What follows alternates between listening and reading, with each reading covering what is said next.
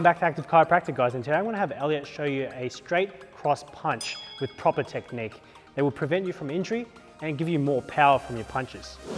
Your cross will be with your dominant hand. So if you're right hand, you'll be throwing your right hand for the cross. If you're left-handed, it'll be the other way around. You'll have your right foot forward and you're going to be throwing your left hand for the cross.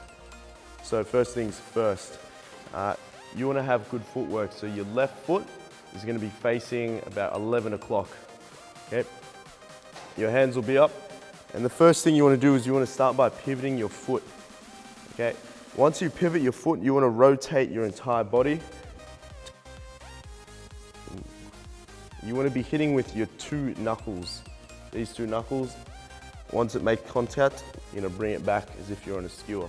So when you're throwing the cross, things you want to remember are, you want to pivot, you want to start by pivoting your foot, okay? Once you pivot your foot, it'll turn your entire body as if you're on a skewer. Then you're going to start to extend your hand to make contact with these two knuckles while keeping your wrist straight. As you're extending your arm, you want to remember to keep your other hand up to protect your face. After you've made contact with your hand, you're going to bring it straight back to your guard, so everything is up nice and tight.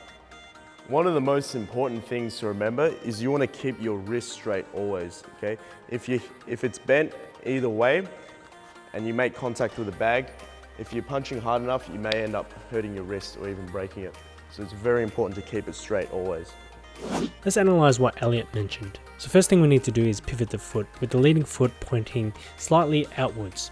This is crucial because it transfers all the power gathered from the bottom into the hip and therefore increasing range and power.